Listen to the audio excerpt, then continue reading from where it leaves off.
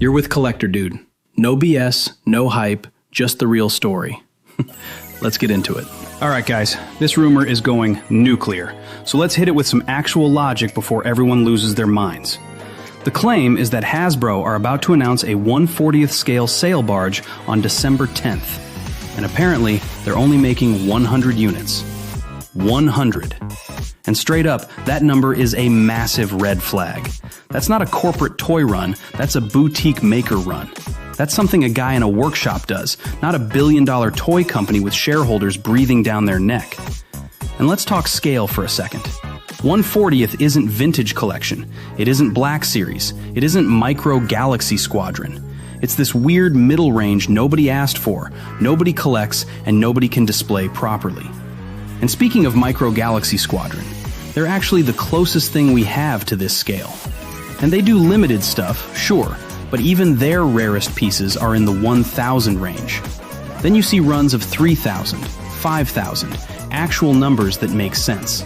And remember, Jazzwares, the company making Micro Galaxy, is backed by Warren Buffett. If he thinks 1,000 to 5,000 is the right range for collector pieces, how the hell are we supposed to believe Hasbro, a company openly cutting costs, laying off staff, and losing market share, would drop a run of only 100? And now, let's get into the weirdest theory floating around, that Hasbro is trying to position themselves in the master replicas field. Ultra premium, super limited, insanely expensive prop replicas. Okay, but here's the problem with that. Hasbro can't even get their main business model stable right now. They've dominated this industry for 59 years, and they're still struggling financially, still losing customers, still bleeding talent. So why would a company that can't stabilize its core suddenly pivot into the most expensive, most specialist, most high-risk corner of the collector market? And here's the kicker. Even Master Replicas, the company that basically invented that category, went bankrupt. They were fantastic at what they did.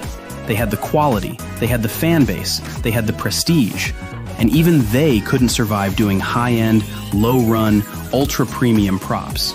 The only reason the brand exists today is because the UK branch saved it. The United States, the biggest collector market on Earth, said nope and walked away. So if Master Replicas couldn't make it work, how exactly is Hasbro going to pull it off while they're slashing budgets and firing staff? This whole rumor just doesn't add up. The scale doesn't make sense. The production number doesn't make sense. The business logic doesn't make sense. And the idea that Hasbro would suddenly transform into a luxury prop studio? That really doesn't make sense. So here's the reality check. Don't panic, don't pre-order from random leaks, don't fall for hype merchants who slap exclamation marks on everything. If Hasbro actually are doing something new, they'll show it properly. Real photos, real specs, real production numbers. Until then, this is just noise. Fun noise, sure, but noise. Stay sharp, stay smart, don't get suckered by rumor storms. If something real drops, we'll break it down properly. And if this turns out to be another collector community fantasy that evaporates on announcement day, well, that wouldn't be the first time the internet has hyped itself into orbit over nothing. This is Collector Dude, cutting through the hype so you don't get played. I'll see you when the real info lands. Thanks for tuning in to Collector Dude. Don't forget to like, comment, and subscribe for more collector truth, toy market updates, and deep dives. See you in the next video.